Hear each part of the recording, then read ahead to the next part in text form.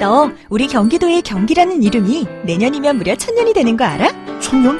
1000년이라고 하니 왠지 환상 속의 도시 같다. 1000년의 해를 맞이해서 경기도에서는 투어를 다니며 우리 도민들의 의견을 모으고 있대. 모아서 뭐하게? 우리의 의견을 모아 정책이 되게 한다는 거지. 단순히 1000년이 된 환상 속의 도시가 아니야. 우리의 상상이 현실로 구현되는 곳이야. 대한민국의 심장 경기도. 고려시대부터 불린 경기라는 이름은 어느새 1000년이 되었습니다. 1000년 동안 대한민국의 심장으로 뛰어온 만큼 경기도민의 목소리를 모아 미래 비전을 만들어가겠습니다. 이 캠페인은 경기도와 경기문화재단이 함께합니다. 사운드 오브 뉴스입니다. 김민아 기자 어서 오세요. 안녕하세요. 오늘 들어볼 소리는요. 임종석 대통령 비서실장의 아랍에미리트 방문을 놓고 공방이 이어지는 가운데 한병도 정무수석이 해명에 나섰는데요. 이 소리를 들어보시죠. 이명박 대통령의 뒷공문을 캐다가 임종석 비서실장이 아랍에미리트에 가서 문재인 대통령 대신 모하메드 왕세자에게 고개를 숙였다는 의혹마저 제기되고 있습니다. 국민들 앞에 참회하십시오. 청와대는 진실을 명명백백하게 밝히십시오. 지난 6월에 대통령께서 UAE 왕세자하고 통화를 하셨고요. 우호 협력 관계를 더욱 증진시켜 나가자 비서실장이 나가게 됐고 친서를 가지고 갔고요. 우리 원전 4기가 지금 UAE에서 차질 없이 잘 진행이 되고 있습니다.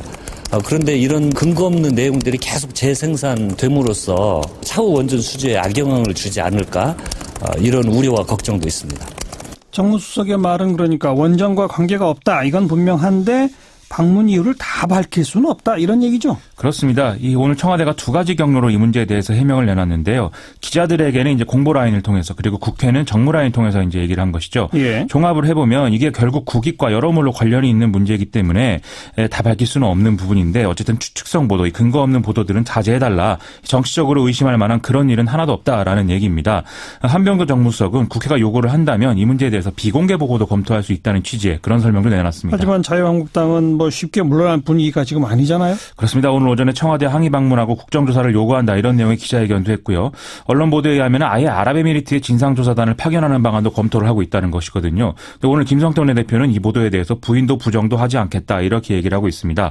또 김성태 원내대표는 어제 지도부 회의에서 더불어민주당이 이 문제를 은폐하기 위해서 국회 운영위원장 선출을 거부하고 있다 이렇게 주장을 했는데요. 개헌특위 문제 이 문제까지 끼어서 임시국회는 지금 본회의를 못 열어도 파행이 계속되고 있고 검찰이 오늘 또 자유한국당 이우현 의원 구속영장을 청구했기 때문에 방탄국회 논란까지 이어지는 그런 상황이 될 것 같습니다. 예, 추측성 보도는 자제해달라라고 했습니다만 오늘도 또 새로운 보도가 하나 있었죠? 그렇습니다. 중앙일보 보도인데요. 우리 정부가 아랍에미리트와 미사일 요격 시스템을 포함한 첨단 무기 분야 방산 협력 강화를 추진하고 있고 임종석 실장의 특사 파견도 이것과 관련이 있다 이런 내용입니다.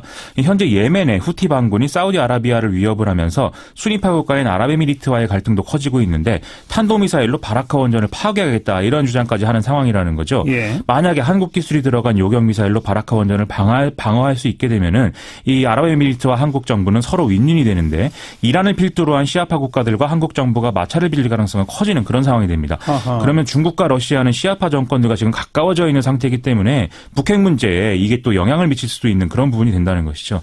이렇게 보면 자유한국당이 아랍에미리트 방문을 추진하는 건 국익을 저해하는 결과가 될 수 있다. 이런 비판이 또 나오는 상황이 됩니다. 처음엔 원전 그러다 또 카타르의 LNG 수입 문제 이번엔 또 요격 미사일 참 여러 가지 나오네요. 그렇습니다. 아마 그만큼 복잡한 문제라는 것을 보여주는 그런 보도들인 것 같습니다. 다음 뉴스는요.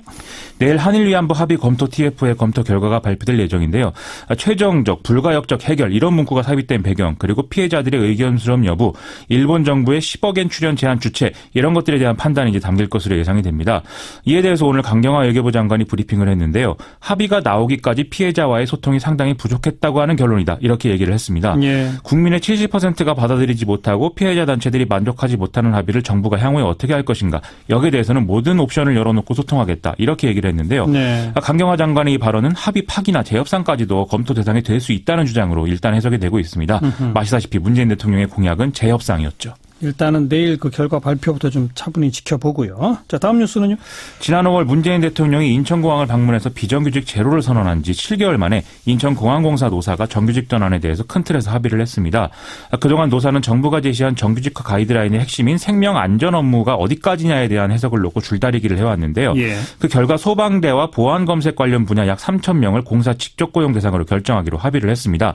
나머지 비정규직 7,000여 명은 자회사 두 곳을 통해서 정규직으로 전환하겠다 이런 방침인데 예. 본사 고용 경우보다 근로조건이나 고용 안정 수준이 낮지 않도록 한다. 이 점이 명시가 됐다고 합니다. 네, 전환 대상뿐만 아니라 이 방식도 논란이었는데 그건 어떻게 합의가 됐어요? 비정규직 노조 측은 그간 전원 고용 승계를 요구해왔는데 오늘 합의는 직접 고용의 경우 관리직은 경쟁 채용으로 하고 현장직은 면접 및 적격 심사 방식으로 채용하는 방식을 그리고 또 자회사의 경우에는 최소 심사 방식을 이렇게 원칙으로 하기로 했습니다. 즉 어느 정도는 공개 채용 방식을 이제 받아들일 수밖에 없다는 건데요. 어쨌든 이 대목에서는 합의가 이루어진 게 다행이다 이런 반응 나옵니다. 근데 뭐 기존 정규직들의 반발이 좀 있는 모양이에요. 인천공항공사 정규직 노조가 지난 20일에서 21일까지 실시된 임단협의 결과에 대해서 지도부의 불신임 의사를 투표로 표시를 했는데요. 이에 따라서 노조 지도부는 동반 사퇴를 결정한 상황입니다.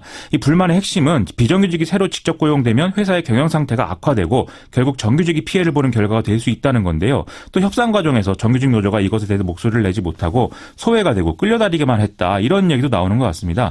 좀 이런 식의 정규직 비정규직 갈등이 지금 일반화되는 그런 추세인 것 같아서 좀 걱정스럽다 이런 얘기 나옵니다. 여기도 좀 대화가 있어야 될 것 같네요. 그럴 것 같습니다. 다음 뉴스는 질병관리본부가 이대목동병원에서 사망한 신생아 혈액에서 검출된 항생제 내성균이 주사제에서도 검출됐다 이렇게 오늘 밝혔습니다. 네. 그렇다면 이제 수액 자체의 제품 결함인지 아니면 주사제 투여 과정에서 오염이 된 것인지 이 문제가 남는데요.